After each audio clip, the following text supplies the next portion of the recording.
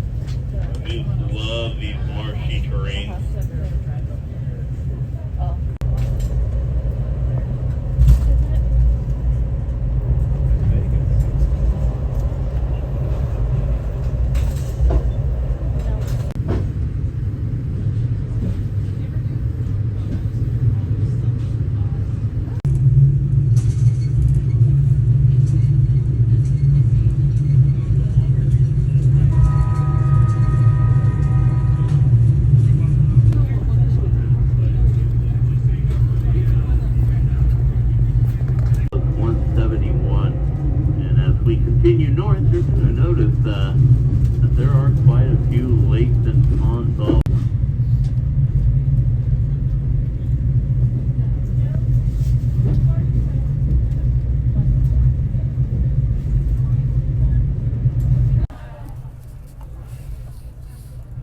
One of my Boulder jokes. So gravel's pretty important, like Daniel mentioned. There's a lot of ground that remains frozen throughout the year, so permafrost is what we call it. It has to be frozen for for over 100,000 years, and as long as it's frozen, it stays solid. As soon as it thaws, like if you build a building on the roads against the permafrost, keep the permafrost frozen. You can generally see how discontinuous or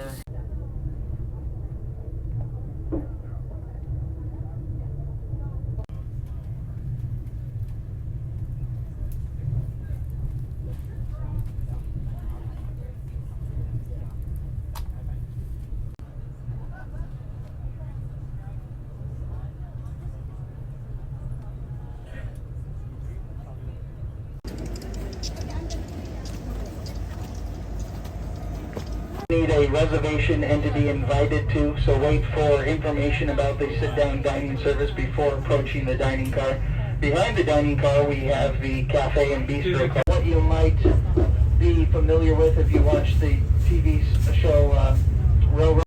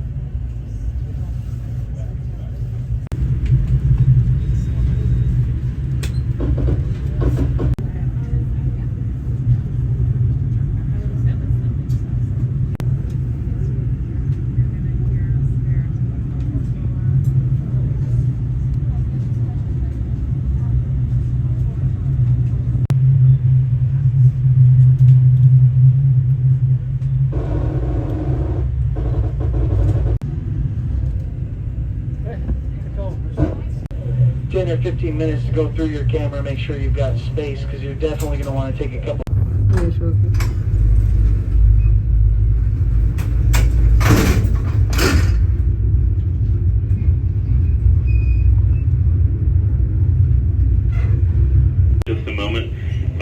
they're on the left-hand side back behind at about the 8 o'clock position there.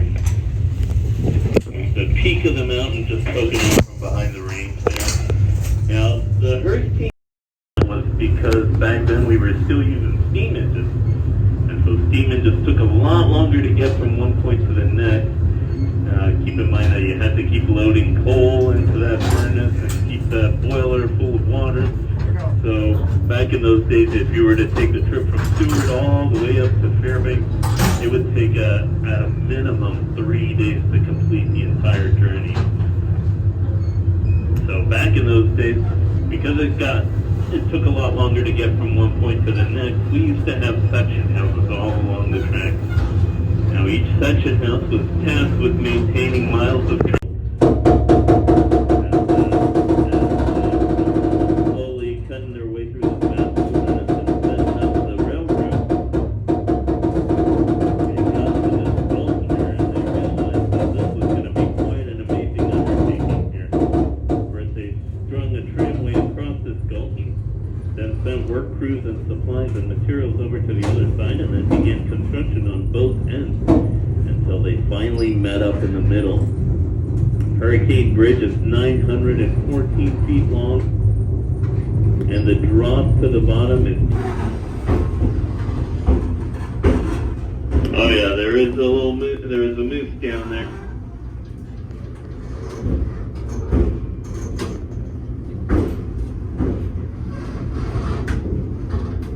Alright, it's very, very hard to spot. He's in there, or she's in the trees there.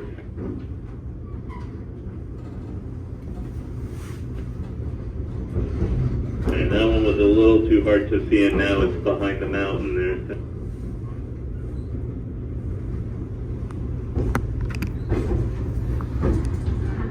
Now, Hurricane Bridge did reach its 100th year anniversary this last summer. So this bridge is now over 100 years old. Now I know that may worry some of you. Well, I can assure you, you have nothing to worry about because the Alaska Railroad does constant stress tests on this bridge. By the way, thanks for participating in our weekly stress test.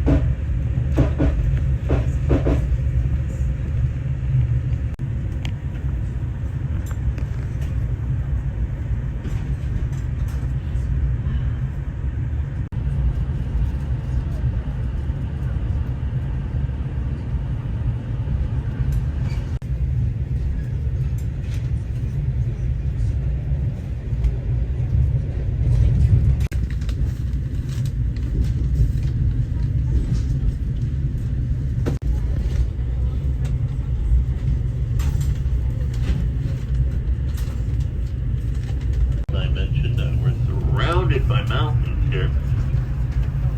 Now this narrow path between two large mountain ranges here at summit, the wind gusts can get pretty strong all through this area.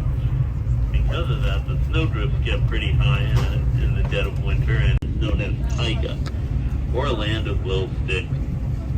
So we're currently at milepost 307 here as we make our way up towards summit.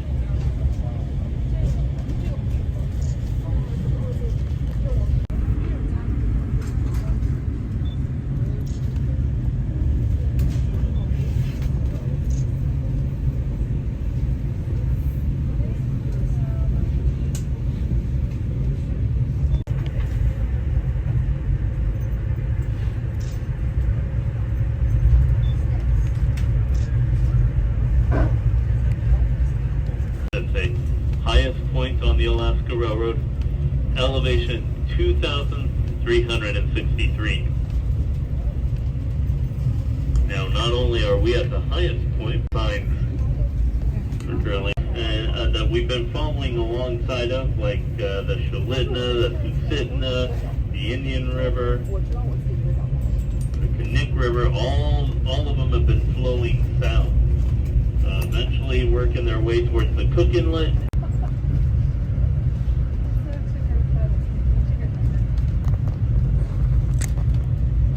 So once again, we're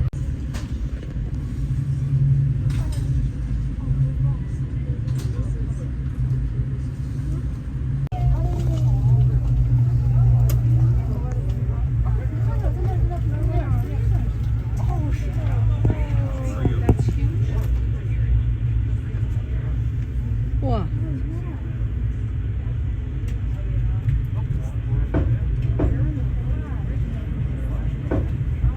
Your engineers are aware of the moose and they're slowing down for you. There's 3, there's 4.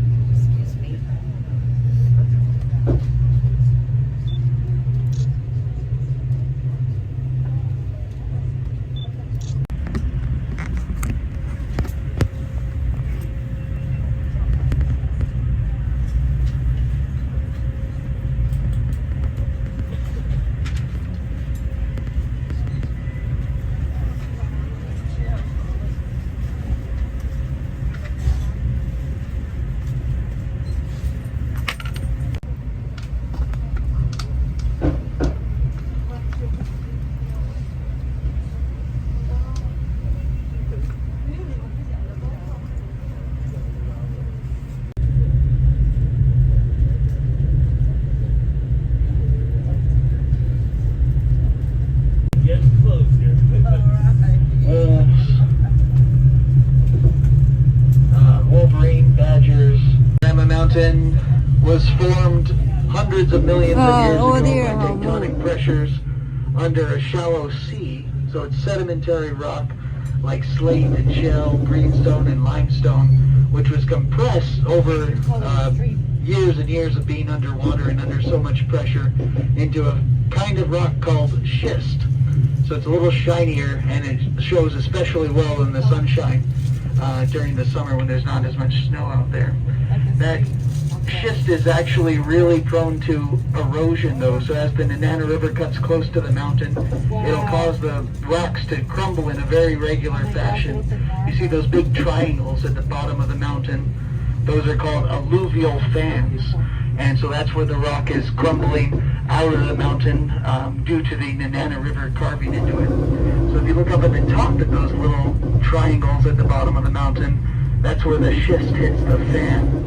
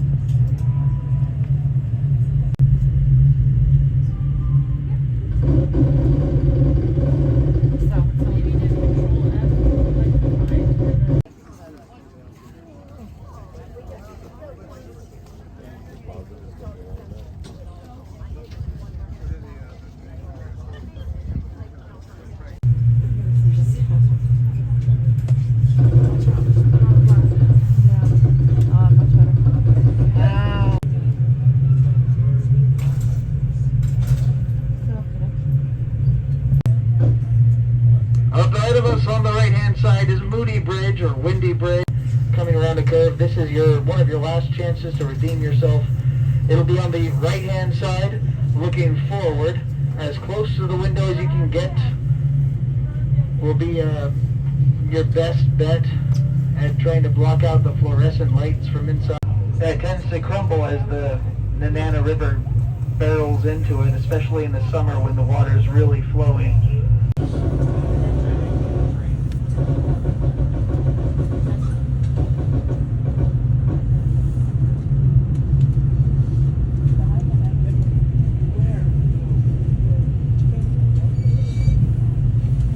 Mostly on the right-hand side because that's where the river is. That's where it's a little bit more open. The left-hand side is going to be right up against the rocks.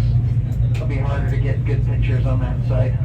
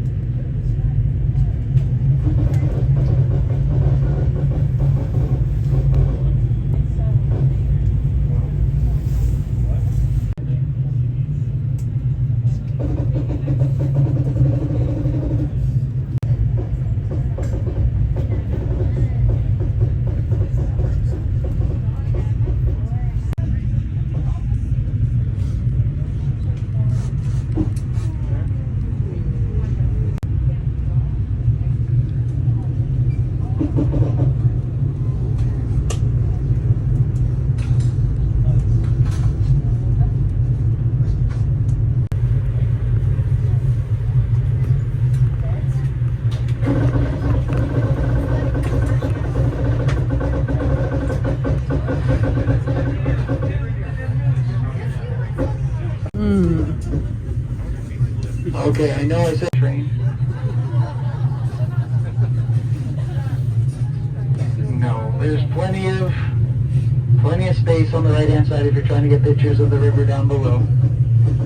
Be on the lookout for animals.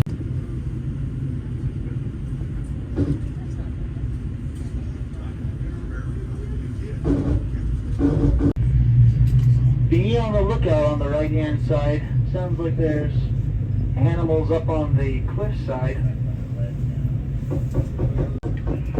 They have more of a vanilla color as opposed to the bluish light of the snow, but they're pretty difficult to spot up on the hillside.